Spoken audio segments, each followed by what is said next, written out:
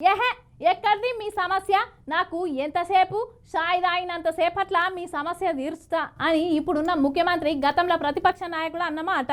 ఇక ఇప్పుడున్న ఇంకో మంత్రి గతంలో ఎమ్మెల్యే ఏమో అవు వాళ్ళు చేస్తాన పనేంది, వాళ్ళకి ఇచ్చిన జీతాలేంది, ఇగో ఇట్లా మాట్లాడిర్రు. ఎవరి గురించి చెప్తున్నానో అర్థమైతలేదు కదా. గదే ఆశా వర్కర్ల గురించి. అబ్బా అగో వాళ్ళు గీయాల ఏం కార్యం ముంగటేసుకున్నారో మీరే చూడురో పారి.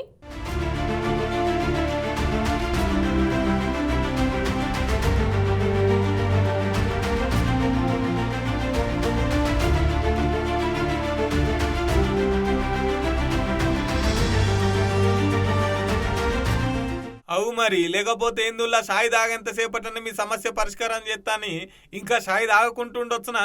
ప్రతిపక్షంలో ఉన్నప్పుడు గట్టిగా మాట్లాడి ఇప్పుడు సపోర్ట్ చేయకుంటున్నాడు ఏంది ముఖ్యమంత్రి అని చెప్పేసి గరం అవుతున్నారు ఈ ఆశా వర్కర్లు. ఎక్కడ నిరసనలు, ఎక్కడ ర్యాలీలు, ఎక్కడ దీక్షలు తీరొక్క తీర్ల చెప్పినా కూడా సర్కార్కి అయితే కనీసం పట్టించుకున్న పాపాన పోతలేదు. అప్పుడు ప్రతిపక్షంలో ఉన్నప్పుడు వీళ్ళే హామీ ఇచ్చే అధికారంలోకి రాగానే మేము ఇవి చేస్తాం అవి చేస్తామని అగో గవ్వే అడుగుతున్నారు. 18,000 పక్కా ఇవ్వాల్సిందే అంటున్నారు. పక్క రాష్ట్ర వాళ్ళు ఇత్తలేరా, మన కాడ కూడా గట్టిన ఇవ్వాలంటున్నారు.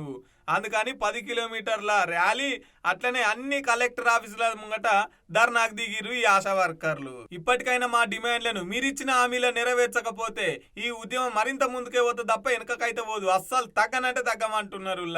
రాష్ట్ర వ్యాప్తంగా ఆశా కార్యకర్తల 10 కిలోమీటర్ల మహా పాదయాత్రతో పాటు అన్ని జిల్లా కేంద్రాల్లో కలెక్టర్ కార్యాలయం ముందు ధర్నా కార్యక్రమం చేపట్టడం జరుగుతున్నది.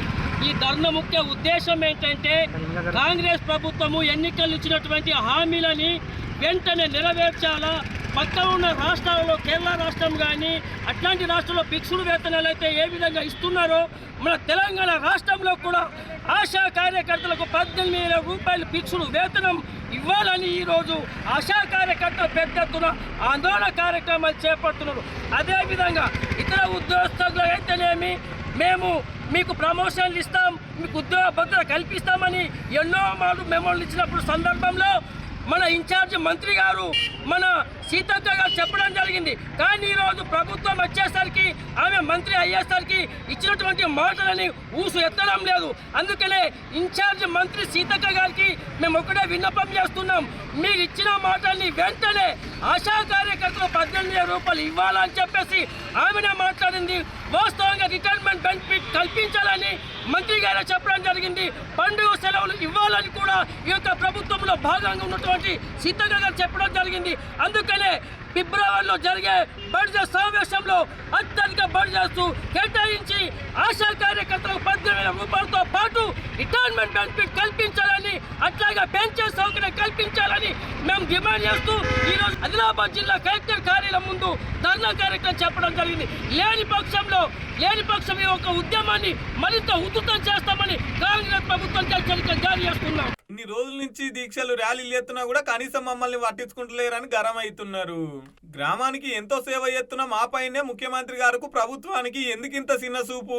వెట్టి చాకిరీ ఎత్తున్నాం, అవో గదినికి తగ్గట్టుగానే జీతం అడుగుతున్నాం తప్ప మీకు అప్పుడు ఒప్పైంది ఇప్పుడు ఎట్లా తప్ప అవుతుంది? ఎందుకు మా సమస్యను పట్టించుకుంటలేరు? వేల కోట్లు పెట్టి ప్రాజెక్టులు కడుతున్నాం, ప్రజా పండుగలు, ఈ పండుగలు, ఆ పండుగలు, 100 కోట్లు అని చెప్పేసి ముచ్చట్లు చెప్పే సర్కారుకు ఒక ఆశా వర్కర్ల విషయానికి వచ్చేసరికి గింత సీన సూపా అని చెప్పేసి గట్టిగానే గరం అవుతున్నారు. ఇక చూడాలి మరి ఈ పాదయాత్ర, ఈ ధర్నాల తర్వాత సమస్యను పరిష్కరిస్తుందో సర్కారు లేదో.